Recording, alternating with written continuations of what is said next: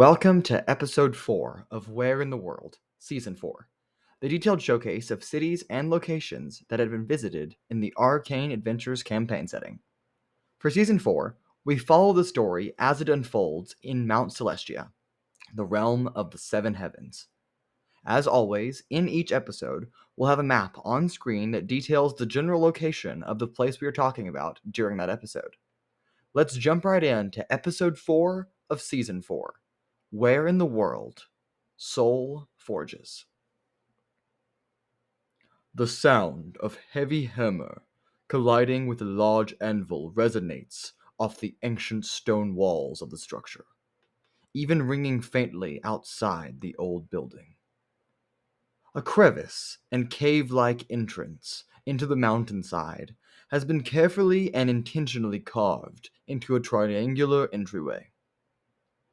An intense heat swelters from deeper within, and a reddish glow indicates the source of that heat: molten metal and some magma. Further inside, past the main entrance, the space opens into an expansive chamber that itself has a reddish hue, reflecting both the heat and the glow from the molten rock below the passage. More impressive, however, is the 300-foot-tall stone statue depicting a dwarf with an outstretched arm holding a hammer. A ledge-like line, in line with the statue, functions as both a small walking path and a wall that holds back a channel of magma.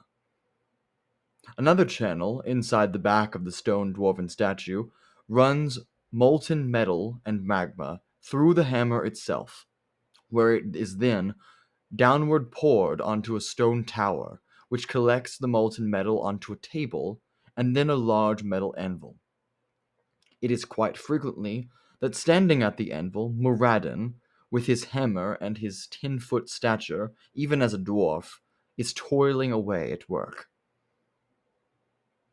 The Soul Forges are a place of refining and crafting, a supersized version of a blacksmith's workshop at best. It is the very chamber that both great weapons and tools are fashioned from celestial metals, like god metal. It was here that Melikaok the Steel Dragon and Moradin created Melikaok's helm. Moradin also created Cataclysma in this chamber as well, along with many other great creations. The work that Moradin is much more known for, however, is his work in the final process of the soul creation from soul crystals, which later get imbued into mortals when they come into existence. The Soul Forges are built into the very mountain of Celestia itself, and was created by Moradin in the early days of Celestia's formation. The mountain is not known to have any hotspots that magma would reside, but dwarven documentation in Ouroboros denotes that Moradin pulls magma from the elemental plane of fire, which provides the heat required to melt the heavy celestial metals for smithing. The main chamber of the Soul Forges is not, by any means, the only room of this structure, but the many passages and corridors that lead off from the central chamber run to storage rooms that store god metal, unrefined soul crystals, and other metals of the like. And also other small forge chambers are also connected this way, but nothing near the magnitude or capability of the primary forge. A few of the dwarves that are exceptional blacksmiths and that worship Moradin intently come to visit or even work with Moradin for a time, seeking to learn the ancient ways of divine metalworkings, a long-forgotten trade in craft.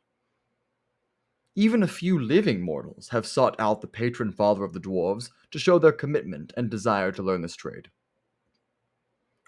A road leads from the Soul Forges down the ridge to a fork that runs back to Ouroboros. The other path of this fork leads to Moradin's actual residence, known as the Manor of Arakanor. But other than that, the Soul Forges are quite isolated on Solania, Heaven's fourth lair, especially in that few actually make the trek to visit here. We hope you've enjoyed this closer look at the Soul Forges and have found the details about it to your interest. A workplace of a god that toils away is both extraordinary and practical, and plays a role, in some way, to every life and soul. That's all for this episode of Where in the World. We'll see you next time.